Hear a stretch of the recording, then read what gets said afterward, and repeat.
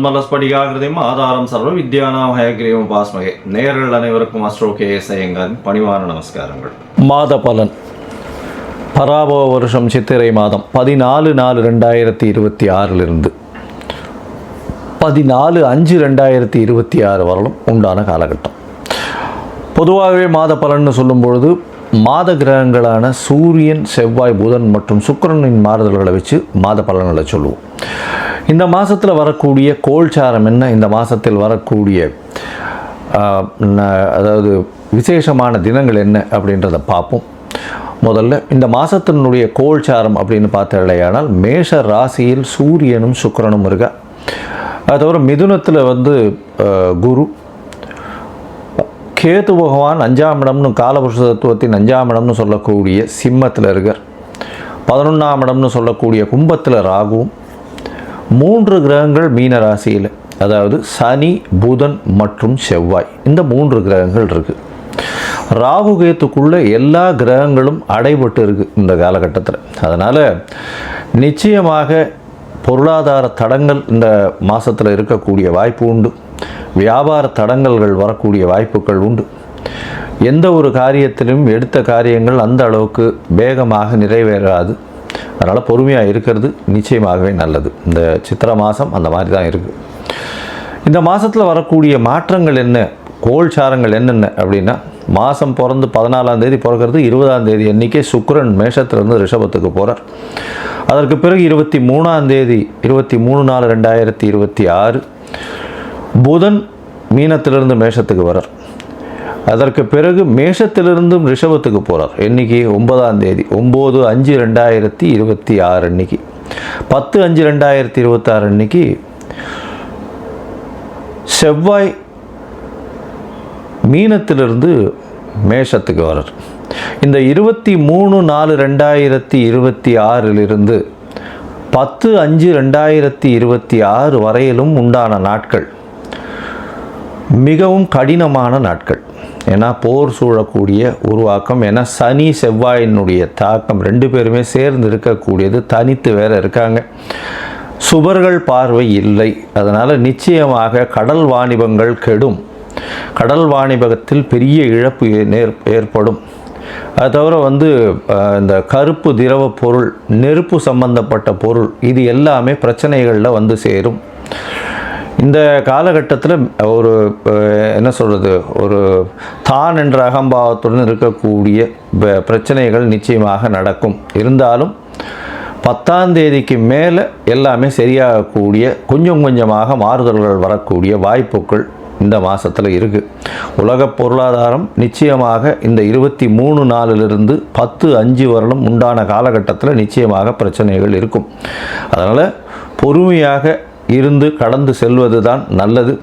தேவையில்லாத செலவுகள் செய்யாமல் இருக்கிற விஷயத்தை கையில் வச்சுட்டு போகிறது தான் ரொம்பவுமே நல்லது. சரி, இந்த மாதத்தில் வரக்கூடிய விசேஷ தினங்கள் அப்படின்னு பார்க்கும்பொழுது, இந்த மாதத்தில் பார்த்தேனால் 14/4 வருஷப்பருப்பு, அதாவது பராபவ வருஷம் பிறக்கிறது. அதற்கு பிறகு பார்த்தேனால் 17ஆம் தேதி அமாவாசை, சித்திரை அமாவாசை. அது மிகவும் முக்கியமான அமாவாசை. பித்ருக்களுக்கு உண்டான விஷயங்களை செய்ய வேண்டிய கட்டாயம். அதற்கு பிறகு 20/4/2026 அன்னைக்கு அக்ஷய திருத்தியை, அதாவது அமாவாசையிலிருந்து 3ஆவது நாள் திருத்தியை, 3ஆவது நாள் பிரதமை துதியை திருத்தியை, 3ஆவது நாள் பார்த்தேனால் வளர்பிறை திருத்தியை 3ஆவது நாள்ன்றதுனால அக்ஷய திருத்தியை மிகவும் நல்ல விஷயம். எந்த ஒரு பொருளை வாங்கினாலும் மறுபடியும் வாங்கக்கூடிய வாய்ப்பு, வீட்டில் சுபிக்ஷம் கூடும்னு சொல்லுவாங்க. வீட்டுக்குண்டான பொருட்களை வாங்குவது மிகவும் நல்லது.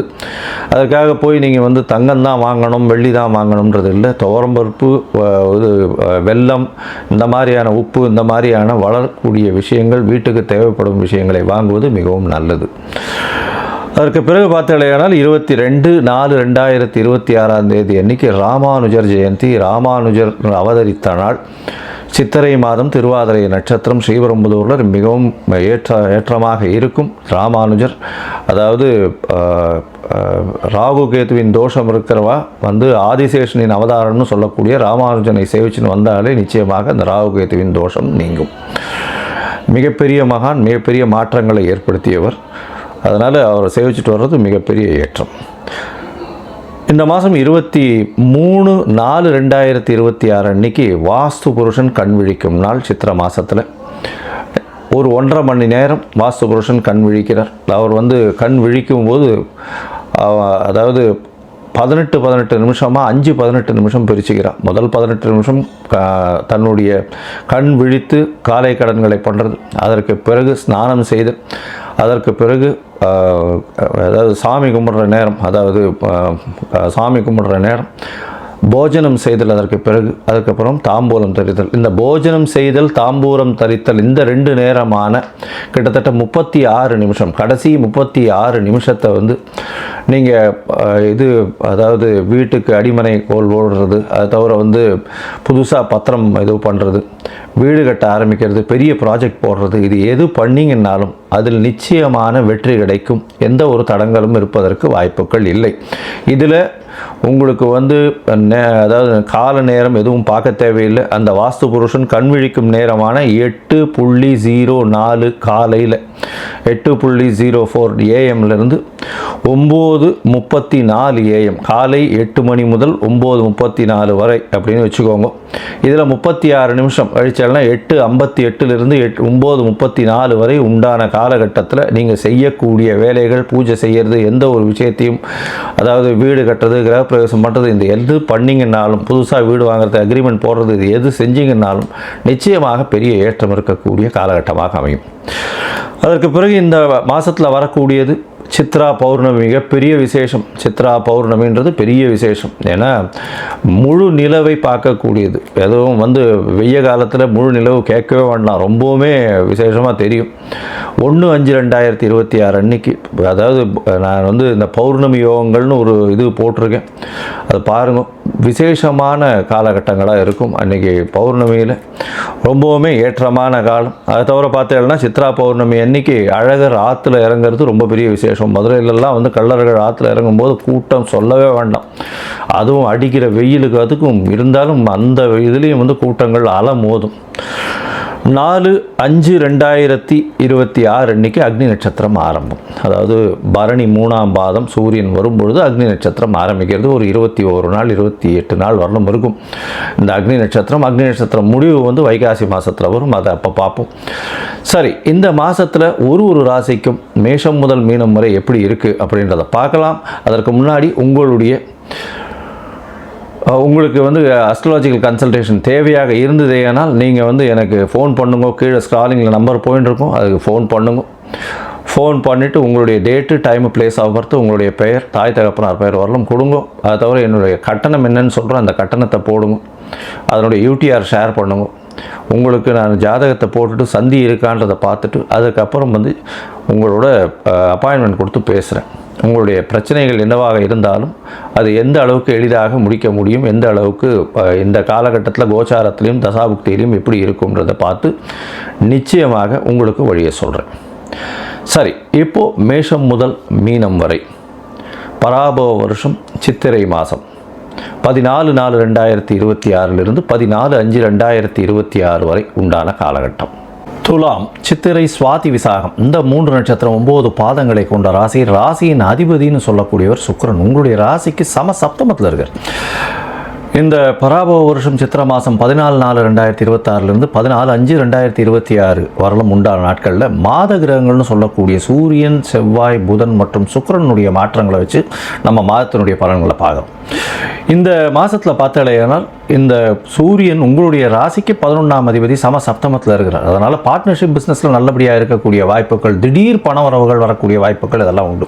ஏன்னா சுக்கிரனும் உங்களுடைய ராசிநாதனும் 7ஆம் இடத்துல இருந்து உங்களுடைய ராசியை பார்க்கறதுனால நல்ல ஒரு ஏற்றம் இருக்கும். உடல் நலத்தில் நல்ல ஒரு ஏற்றம் இருக்கக்கூடிய காலகட்டம்.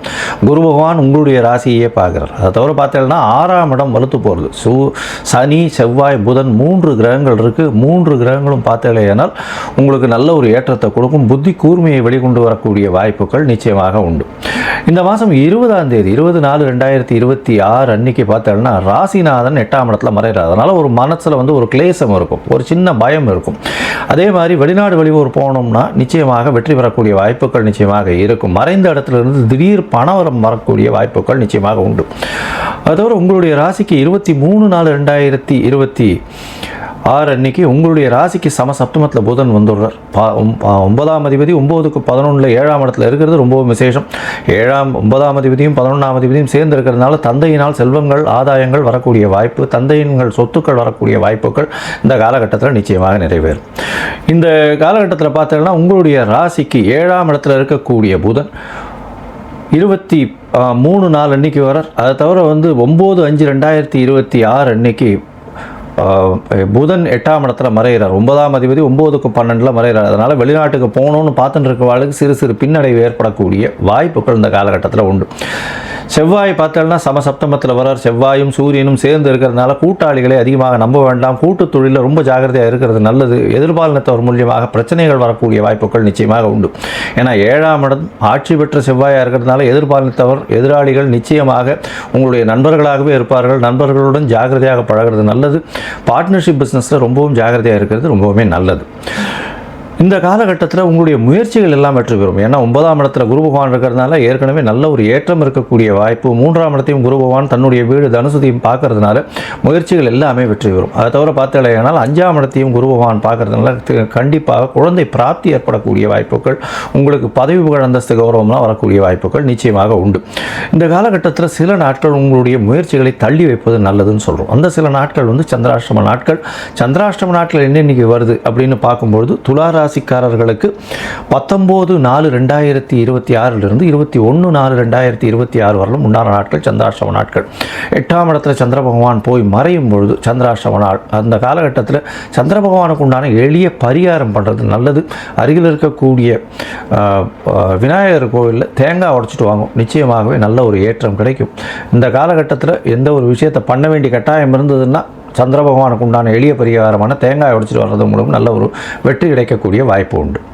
சரி, மொத்தத்தில் பார்க்கும்பொழுது இந்த துலா ராசிக்காரர்களுக்கு நல்ல ஒரு ஏற்றம் இருக்கும். இருந்தாலும் எதிர்பாலினத்தவரோடு ரொம்ப ஜாகிரதையாக இருக்கிறது ரொம்பவுமே நல்லது. அதாவது நண்பர்களோடையோ அதை தவிர பார்ட்னர்ஷிப் பிஸ்னஸ்லேயோ ரொம்ப ஜாகிரதையாக இருக்கிறது நல்லது. ஏன்னா நண்பர்களை நம்புவது அந்த அளவு விசேஷம் இல்லை. நண்பர்கள் உங்களுக்கு நிச்சயமாகவே பிரச்சனையை கொடுக்கக்கூடியவர்களாக அமையக்கூடிய வாய்ப்புகள் உண்டு. 7ஆம் இடத்துல சூரியனும் செவ்வாயும் வரும்போது நிச்சயமாக பிரச்சனைகள் வரும். பணவரவிற்கு பஞ்சம் இருக்காது. திடீர் பணவரவு வரும். பணவரவு எல்லா வகையிலையும் வரும். உடல் நலத்தில் நல்ல ஒரு ஏற்றம் இருக்கக்கூடிய காலகட்டம். முயற்சிகள் எல்லாமே வெற்றி பெறும். இருந்தாலும் சந்திராஷ்டம நாள்னு சொல்லக்கூடிய 19/4 21/4/2026 வரலும் தள்ளி வைப்பது மிகவும் நல்லது. இந்த காலகட்டத்தில் பார்த்தீங்களா உங்களுடைய உடல்நிலை சீராக இருக்கும். படிக்கக்கூடிய மாணவர்களுக்கு நல்ல ஒரு ஏற்றம் இருக்கும். புதிய பதவி புகழ் அந்தஸ்து கௌரவம் வரக்கூடிய வாய்ப்புகள் நிச்சயமாக உண்டு.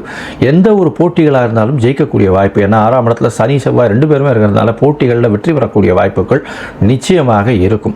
அதோட மனசுக்குள்ள சில கிளேசங்கள் வரும். ஏன்னா 8ஆம் இடத்துல சுக்கிரன் மறையிறதுனால கொஞ்சம் சின்ன சின்ன மனக்கசப்புகள் மன கிளேசங்கள் இருக்கக்கூடிய காலகட்டமாக அமையும்.